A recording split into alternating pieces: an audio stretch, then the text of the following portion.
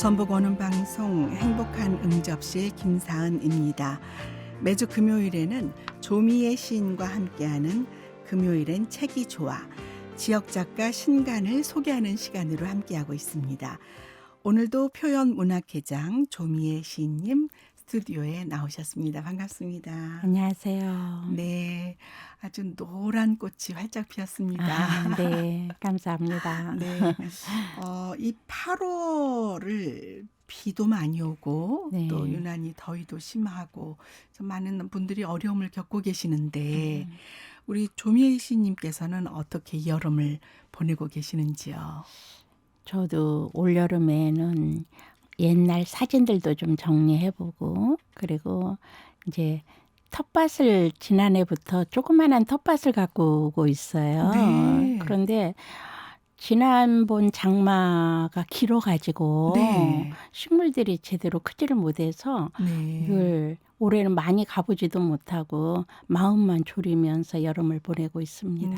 네. 텃밭을 가꾸다 보면 또 이 느낌이 좀 남다르시겠어요. 더군다나 그럼요. 시를 쓰시니까 더더욱 네, 어떠신가요? 네.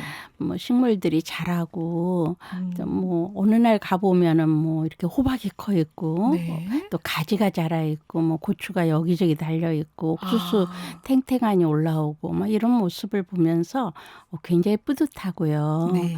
그리고 그들의 그 어떤 생 짧잖아요. 네. 우리는 어떤 마치 길게 살고 있다고 생각하지만 실은 우주의 어떤 시간을 본다면 우리의 인생도 매우 짧은 시간이거든요. 네. 그래서 더 열심히 네. 할 수 있는 일 열심히 하면서 잘 지내야겠다라는 생각도 하게 되고 그러죠. 자연과 교감하시면서도 또 그 가운데서도 교훈을 얻으시는 것 같습니다.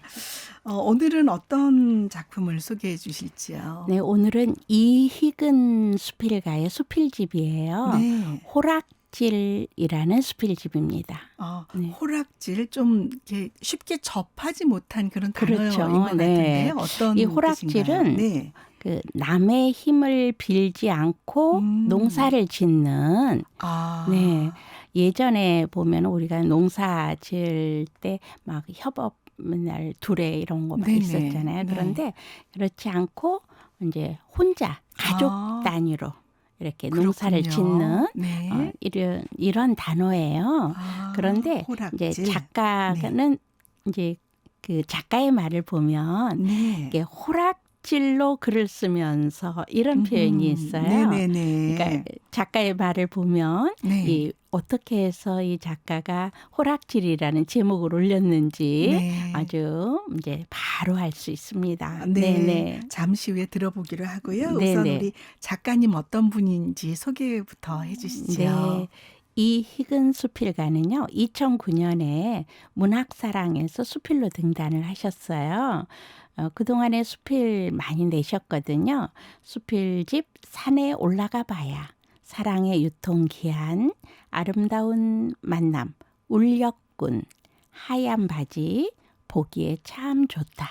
그리고 이번에 호락질이 7번째 수필집입니다. 정읍 태인에서 태어나셨거든요. 그리고 전주고등학교 전북대 영문과를 졸업하셨고 교직에 오래 계셨어요. 네. 네, 한별고등학교 교장 선생님으로 정년하셨어요. 네. 그리고 이제 수필 활동 많이 하시면서 상도 많이 받으셨습니다. 네. 원정린 수필문학상, 전주문학상, 문맥상, 그리고 교원문학상 등을 수상한 바 있습니다. 네. 네. 활동도 많이 하셨고요.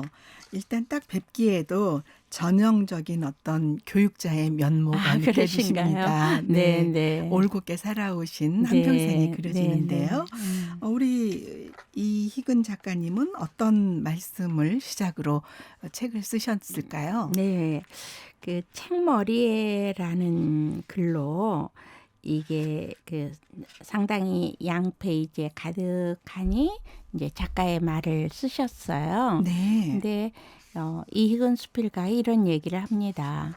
자수성가한 사람들, 이 사람들은 항상 근검 전략하고 자기 개발을 게을리하지 않고 매사 성실하고 부단히 노력한다. 그러니까 자수성가한 사람들을 얘기하고 그다음에 남의 힘을 빌리지 않고 혼자 하는 일을 호락질이라고 한다. 네. 네, 호락질을 본업으로 삼고 있는 네. 잡초와 나무, 호락질로 거목이 된 나무는 숲과 더불어서 살아간다. 주어진 환경에 순응하며 이웃과 내 것을 따지지 않고 서로 나누고 포옹하고 안으며 살아간다. 숲이 평화로운 이유다라고 하고 있어요. 그런데 이 작가의 호락질이라고 하는 수필이 있거든요. 네. 이 호락질이라고 하는 수필을 보면 이 희근 수필가가 네. 추구하고 있는 어떤 삶의 또는 수필의 이런 세계가 어떠한지 하는 것을 분명하게 아실 수 있습니다. 네. 그래서 책 머리에 실린 글만 봐도 네. 뭐 사진만 봐도 이분 정말 정직하고 성실하게 한눈 팔지 않고 살으셨구나. 네, 네. 그런 느낌이 들고요. 그런 수필을 써 오셨을 것 같습니다. 네, 맞습니다. 네. 뭐 작품을 좀 본격적으로 소개해 주시죠. 네, 수필집은 모두 4개 사부로 되어 있는데 네. 각 부에 올린 제목을 보면 네. 또 작가의 수필 세계, 작가의 어떤 삶 이런 걸 엿볼 수 있거든요. 1부는 영계를 아는 모가나무, 2부 타산지석, 3부 왕잠자리 노인의 독배, 그리고 4부 비자금 통장 이렇게 되어 있습니다. 이 호락질이라고 하는 수필은 조금 뒤편에 있어요. 214쪽에 네. 뒤편에 배열이 되어 있는데 이렇게 제가 호락질의 일부를 소개해 드리도록 하겠습니다. 호락질 이희근 수필가들 모임에서 만나는 사람들이 나에게 가끔 던지는 질문이 있다. 어느 사단 출신이냐는 말이다. 내가 호락질 사단 출신이라고 답하면 호락질 사단은 어디에서 활동하는 문학단체냐고 묻는다. 그는 어렸을 때 농촌에서 농사를 지은 경험이 없어서 호락질의 의미를 잘 모르고 있기 때문이다. 최근에 수필가로 등단한 작가들 중에는 처음부터 문학을 전공한 사람들보다 각 대학교에 부설된 평생교육 프로그램이나 노인복지회관의 문예창작반 출신들이 더 많다. 한 지도교수 밑에서 여러 해 동안 연찬을 하며 지도교수의 추천으로 등단도 하고 동아리 문학단체를 결성하여 활발히 활동하고 있다. 그들은 지도교수의 이름을 따서 자칫 땡땡땡 사단이라고 부른다. 첫 작품집의 발문을 보면 그 사실을 확인할 수 있다. 나는 그런 프로그램에 참석한 일이 없었다. 퇴직 후에 혼자 글쓰기를 시작했고 등단하여 수필가가 되었다. 그러니 나는 호락질 사단 출신이다. 이런 부분입니다. 네, 문단의 현실도 좀 잘 지적을 하신 것 같고요. 네. 그리고 호락질의 의미도 또 다시 일깨워 주셨어요. 네. 근데 이 뒷부분에 보면 제가 오늘 텃밭 이야기를 했잖아요. 네. 텃밭 이야기가 나옵니다. 네, 잠깐 소개하겠습니다. 네. 정년 퇴임을 한 후 도시 근교에 있는 땅을 몇 편씩 분양받거나 아예 교외에 집을 짓고 전원 생활을 시작한 친구들이 있다. 남들이 하는 일을 누구는 못하겠느냐는 듯이 호기를 부리며 시작한다. 자기 손으로 가꾼 무공해의 식품을 즐기며 여유로운 생활을 하겠다는 야무진 꿈을 가지고 호락질을 각오하고 시작했다. 이른 아침에 부인과 함께 들에서 마시는 신선한 공기가 사람 사는 맛을 느끼게 해주었다. 이제 누군가 친구가 있는데 지금 글을 읽어보면 선생님의 이야기가 아닐까 이런 생각하게 되죠. 서투른 삽질로 땅을 파고 뿌린 씨가 싹을 터서 올라오는 모습을 보고 가슴이 흐뭇해졌다. 한 둘씩 머리를 내민 잡초를 뽑아내고 숨어있는 벌레를 잡아내는데 재미를 붙이자 농사짓기가 정말 쉽다고 느껴졌다. 매일매일 커가는 채소를 보면서 진즉 시작하지 못한 것을 후회도 했다. 그런데 자결하는 태양 아래 이름도 모르는 잡초로 인해 전술을 펴며 떼거리로 다가오는 데는 정신이 아찔했다. 두 손으로 부지런히 뽑고 호미로 긁어내며 공격해도 끄덕없이 덤비는 녀석들의 투혼을 당해낼 재간이 없었다. 마침내 잡초와의 전쟁에서 두 손을 들어버렸다. 이렇게 가지고 잡초 때문에 네. 더 이상 이제 이런 텃밭 농사를 못 짓게 된 이야기를 쭉 뒤에 부분 네. 이렇게 쓰셨어요. 그러면서 네. 호락질을 하는 이렇게 이유는 네. 이제 농사도 이제 못 하잖아요. 네. 나도 늙은 말년에 실업자가 되지 않으려고 매일 호락질하며 글을 쓴다. 이렇게 말씀을 하면서 즐거움을 또 주고 있습니다. 네. 상당히 유머 감각도 풍성하신 것 같고요. 네. 아까 그 글 제목도 이렇게 네네. 얻는 것을 보면은 상당히 감각이 있으시다고 해야 하나? 저희는 이제 사실 또 방송하는 입장에서 네네. 기획을 중시하는데 네. 그 글의 방향이나 일단 제목이 중요하잖아요. 네. 그래서 상당히 흥미롭고 꼭 읽어보고 싶은 그런 느낌이 듭니다. 네. 네. 그리고 이익은 수필가는 이제 본인의 수필을 통해서 네. 그러니까 수필이 본인이 어떤 겪은 경험, 사실적인 이야기 이런 이야기를 쓰시는데 글을 통해서 다른 사람들이 그 글을 읽으면서 이제 깨달음을 얻게 하거나 네네. 이건 조심해야 되겠구나 네. 라고 자신을 다그치게 되는 네. 그런 글들이 많이 보여서 네. 많은 분들이 한번 읽어보셨으면 하는 그런 생각이 들었어요. 네. 또 오랫동안 교육계에 몸담고 계셔서도 어쩌면은 또 그런 그 메시지를 전해주고 네. 싶으신 그런 내용들이 많을 수도 있지 네, 않을까 생각을 그렇죠. 합니다. 네. 뭐 굉장히 눈이 가서 내 집인데도라는 네. 글이 있어요. 수필이. 예.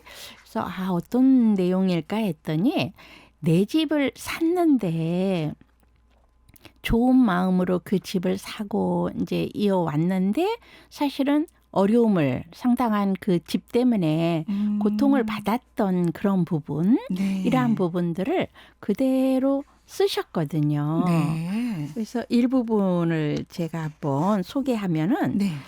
이제 이 글은 어떤 내용이냐면 이제 올해 집을 새로 하나 샀어요. 단독을. 오래전 이야기이긴 하지만. 그래서 모레는 시장 근처에 집을 사요. 한호 주택을 샀는데 아기들이 어리니까 학교가 멀고 이래가지고 그 집을 사기는 샀지만 이제 다른 곳에 학교 가까운 곳으로 이사를 해서 살고 네. 그 집이 가게가 딸린 집이었어요. 네. 그래서 가게를 하던 젊은이에게 이제 세를 놓는 거예요. 네. 세를 놓고 이제 그 젊은이에게 맡겨놓고 이제 본인들은 아이도 있고 또 직장 생활을 하다 보니까 그냥 잊고 이제 사는 거죠. 그런데 이제 아이들이 성장해서 몇 년이 지난 거예요. 그래서 내외만 살게 되니까 다시 그 집을 가야겠다. 네. 이사를 해야겠다라고 네네. 해서 이제 집을 이사를 하게 되는 거죠. 그동안에는 전셋집을 살았으니까 이제 내 집이니까 그 집으로 이사를 하려고 이삿짐을 다 챙겨서 갔는데 네.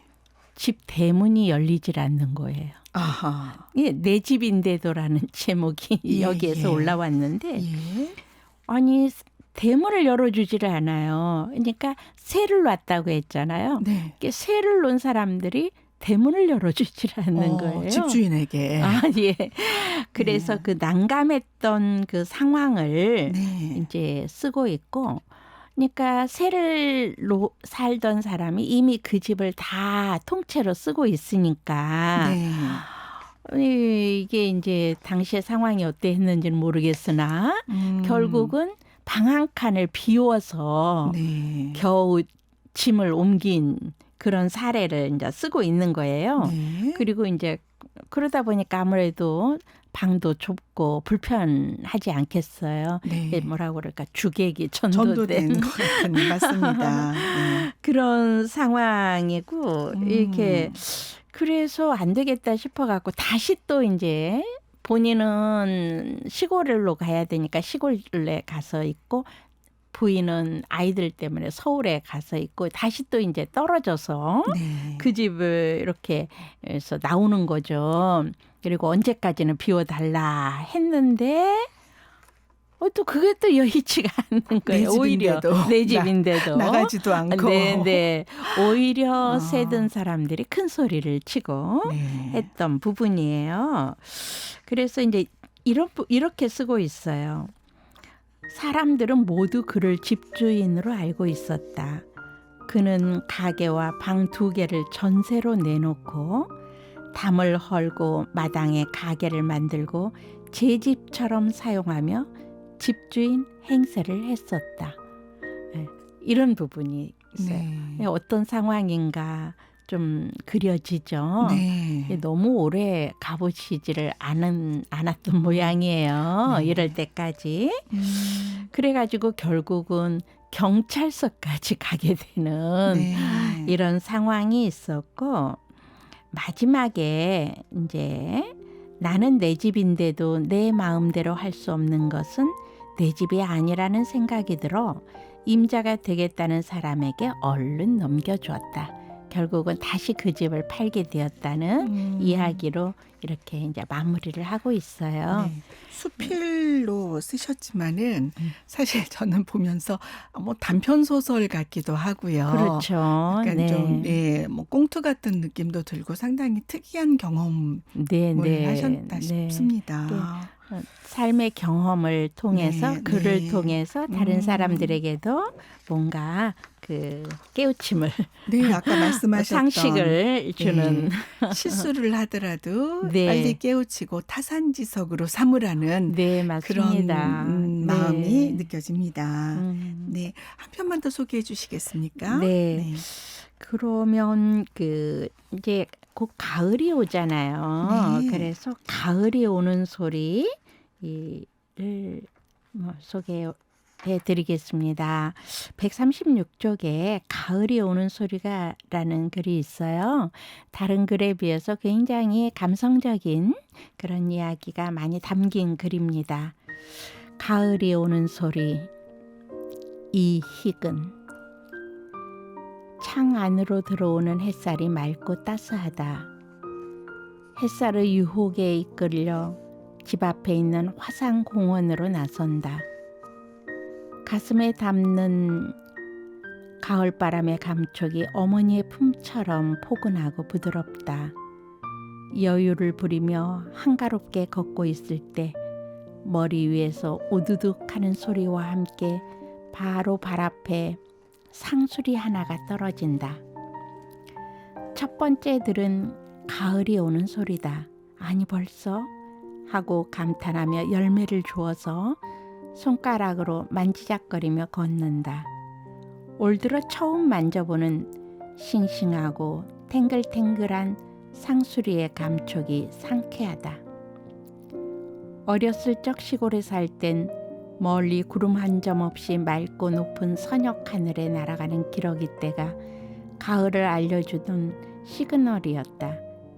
기러기떼를 본 어린이들은 논두렁에서 잡아 벼 이삭에 꿰n 살찐 메뚜기의 꾸러미를 들고 집으로 향했다. 구구구 하고 부르는 소리를 듣고 달려오는 닭들에게 인심을 쓰면 닭들은 통통하게 살이 찐 싱싱한 메뚜기를 즐기며 가을이 오는 소리를 들려주었다. 주위의 도토리 나무 밑에는 한 손에 검은 비닐봉지를 그리고 다른 손에는 나뭇가지를 들고 허리를 굽힌 채 가을을 줍고 다니는 여인들이 있다. 우두둑하고 머리 위에서 가을이 오는 소리가 들리면 허리를 편 채 떨어진 도토리를 찾느라 정신이 없다. 그 모습을 보니 어느 작가의 글이 생각난다. 네. 그래서 작가의 글을 얘기하고요. 네. 그리고 이제 아내와 함께 예전에 네. 은행, 우리가 가을에 은행 많이 열리잖아요. 네. 그런데 길을 걷다가 은행이 이제 이게 사람들이 밟히니까 지저분해 보이고 이게 마음이 쓰이는 거예요. 그래서 은행 줍기를 시작하는 거예요. 이희근 작가가. 네. 그래서 이제 그 은행 냄새가 좀 고약하잖아요. 네, 네. 그래서 그로 인해서 아내와 갈등을 빚는 이야기, 네. 이런 이야기들을 다 하면서 네. 이제 마지막으로는 은행 1,000개, 은행알 1,000개 줍기 네. 목표를 세우고 그 목표를 마무리하면서 이런 이야기들을 네. 아주 쓰시고 계시는데 네. 뭐 뭐 막힘이 없고요. 네, 그러면서도 맞습니다. 네, 술술 읽히면서도 그래도 어느 한 문장 하나 흐트러짐이 없는 그런 치열한 그 짜임새가 느껴져요. 네, 네. 호락질로 배운 수필이라고 하셨는데 정말 촘촘하게 잘 엮으신 것 같습니다. 네. 네, 오늘 교훈이 있으면서도 유쾌하고 또 유쾌하면서도 교훈이 있는 그런 좋은 수필집 감상해봤습니다. 이익은 7번째 수필집 호락질 함께 감상했는데요. 우리 조미애 시인님 어떻게 한 말씀으로 또 정리를 한번 해주시죠. 네, 호락질 이 수필가의 수필집을 읽으면 뭐 정말 방금 말씀하신 것처럼 절로 이렇게 웃음이 나오는 거예요. 네. 한 편 한 편이 이렇게 겪었던 어떤 삶의 경험을 토대로 해서 글을 쓰셨는데 그러한 글의 짜임이 유쾌하기도 하고 그리고 뭔가를 이렇게 제안하고 보여주고자 제시하고자 길을 열어주고자 하는 그러한 부분도 있고 그렇습니다. 네, 매우 재미있었어요. 네. 정말 꼭 읽어보고 싶은 그런 수필집입니다. 좋은 책 소개해 주셔서 감사하고요. 이 아름다운 그 뒷모습으로 또 기억이 될 것 같습니다. 호락질 이익은 7번째 수필집. 오늘 조미애 시인과 함께하는 금요일엔 책이 좋아 지역작가 신간으로 함께했습니다. 좋은 말씀 주신 표현문학회장 조미애 시인님 감사합니다. 감사합니다.